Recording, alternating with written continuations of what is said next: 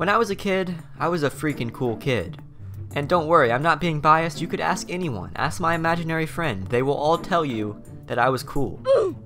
While I was a kid, my favorite things to do at the time included riding four-wheelers and being a redneck, and of course playing some video games on my PS2 in my spare time.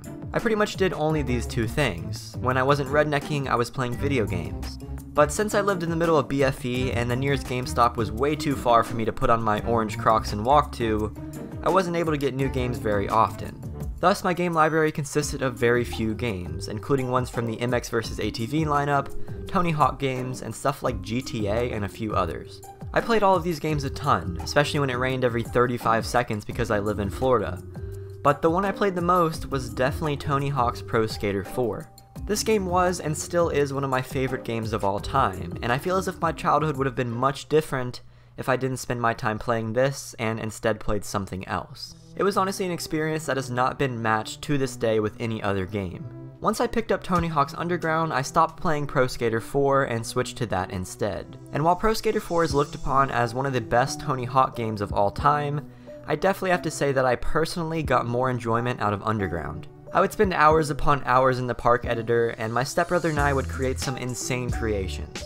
But as I began to grow up, I spent less time on the PS2 and began to play updated games such as Modern Warfare on the Xbox 360. The previous titles that I used to spend a majority of my time on moved further back in the closet and were pretty much forgotten about. They stayed like this until a few weeks ago when I started to think about something. As I began to learn more about the upcoming game known as Session, I realized that skateboarding games have died, and developers don't really spend any time or money in creating them anymore. I researched what happened, and that's why I'm making this video. So we're going to be talking about what exactly happened and what caused skateboarding games to die. The first known skateboarding game ever is assumed to be an arcade game known as 720 Degrees, and it was published by Atari in 1986. This game was somewhat popular, but nothing too crazy. The importance of this game, however, is the fact that it created a template that would be worked upon and improved in later skateboarding games, and would go on to define the specific niche. After this, skateboarding games came to consoles with the release of skateboarding, and would be further introduced into the home environment with more recognizable titles, such as the legendary Skate or Die in 1987. At this time, the only goal in these games was to complete races and time trials, and the whole doing tricks to build your score mechanic that is seen today simply didn't exist. So skateboarding games were basically the same as any other racing game at the time, and they're nowhere near what they are today. There were no awkward rolls down hills and smashing into walls and benches like there are today in Skate 3, just boring old races. But that would definitely change, eventually. The skateboarding genre died off for the next 10 years or so, which isn't very surprising. Considering there were only a few decent titles to begin with, the genre didn't really ever exist. It was mainly just an attempt at creating a genre that pretty much failed. But in the late 1990s, a company known as Neversoft would be bought out by a slightly unheard of company known as Activision. You know, the ones who have their greasy paws in everything that can earn them money. Honestly, at this point, I'm just waiting for the Activision toilet paper and fruit snacks because it seems like they have literally everything with their name on it. Anyways, Activision bought Neversoft in the late 1990s and began work on a new skateboarding title to try to bring this type of game back into the hands of consumers. They really weren't sure on what they wanted to do at the time, but they played around to try to find something that would work to be a good game. The original concept that they had was a skateboarding game, similar to the Tony Hawk Downhill Jam game that came out much later. But this idea didn't really work out. At the end of every one of these races, there was a small skate park that players could play around in after completing the race before they wanted to move on to the next one. But as Neversoft learned, the players got more enjoyment out of these ending skate parks than they did with the actual game. Therefore, the basis of the project was changed entirely in order to focus more on the freedom involved with being able to skate where you want to skate. Then they decided that they wanted to get Tony Hawk on board with the project in order to get some extra publicity.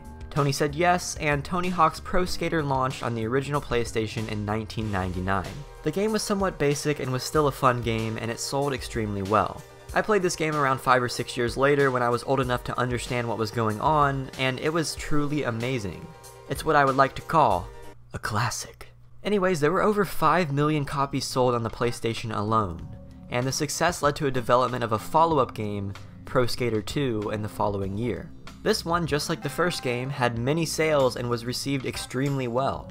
And after the success from both of these games, Neversoft continued to release these Tony Hawk games annually, all the way up until 2007.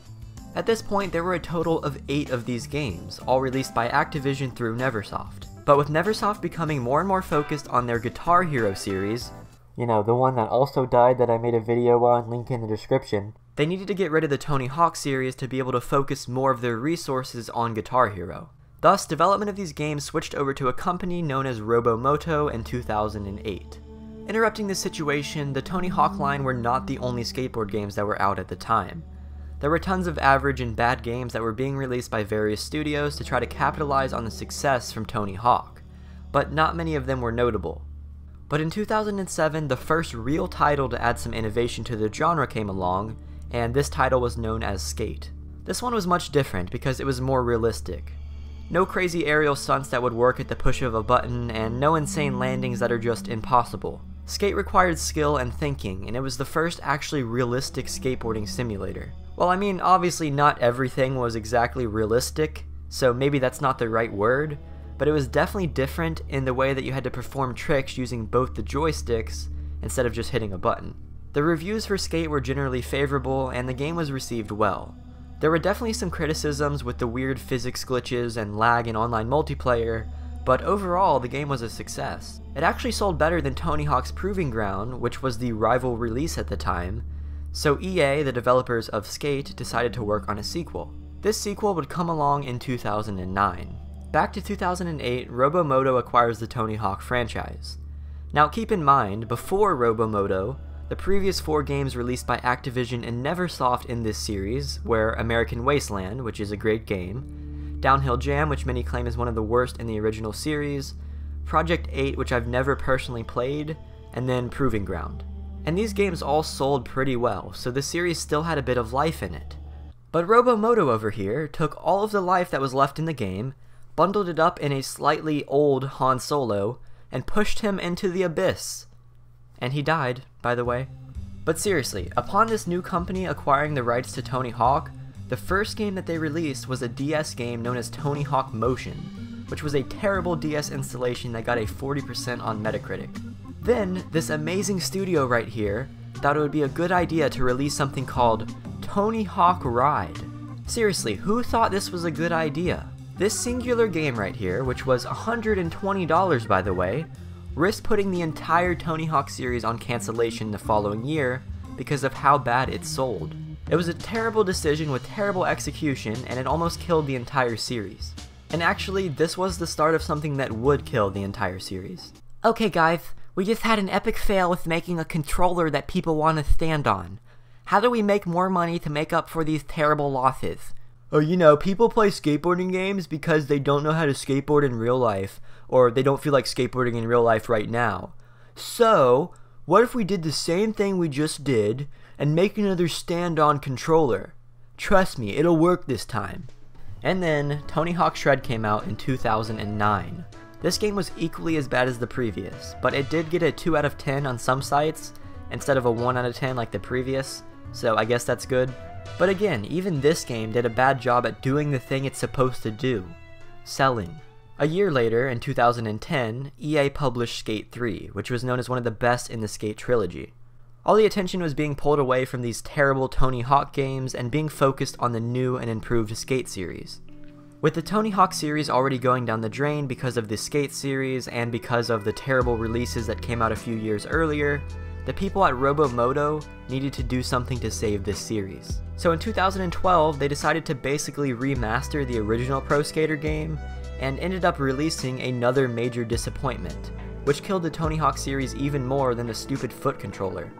People claimed that this remaster was just a disgrace to the original game, and that Robomoto didn't deserve to have the title of this series in their hands. People were constantly leaving this series for Skate, and it continued even more with every stupid release by Robomoto. So from what I've described, it seems like Skate 3 was doing really well, especially with all the people leaving the other series. And while it was doing well with the number of players and with positive reception, the game didn't sell as well as EA hoped it would, and they didn't make enough money from it. And because of this, EA never announced Skate 4, and kind of put the series on a back burner and shifted their focus to other things, leaving the fans waiting. We can cross Skate off the list because after Skate 3, this series died as well. Meanwhile, Robomoto put the final nail in the coffin with their series upon the release of Tony Hawk Pro Skater 5. This was their last chance at turning around a terrible production cycle for a great game. With all the other Pro Skater games being amazing, they had to deliver with this one. But, just like you would expect, this game was a disgrace to the original Pro Skater games. And with the previous one, Pro Skater 4, being the best in the series, it caused even more disappointment and outrage. All 5 of the Tony Hawk games that Robomoto released failed, and it caused the entire series to go under. And since this happened, no other Tony Hawk games have been made or even talked about, and players have no idea what's going to come in the future for the franchise that defined many people's childhoods.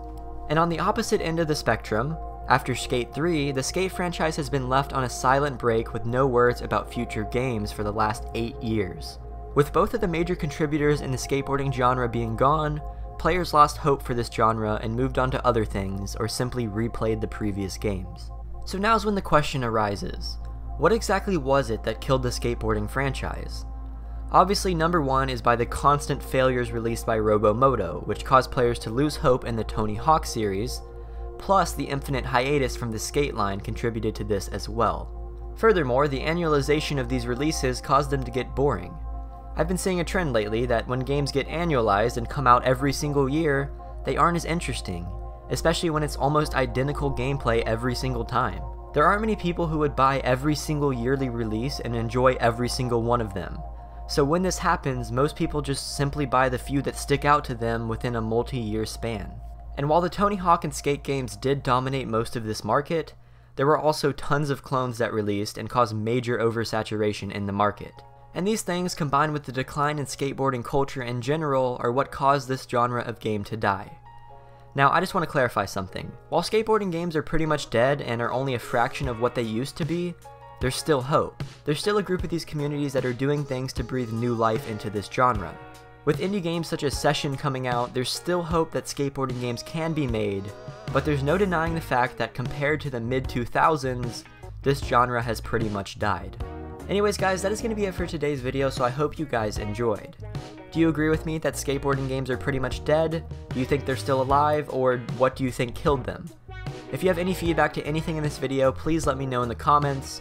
I definitely read every single comment and I look forward to seeing them. Anyways guys, thank you so much for watching. I will see you guys next time, and peace.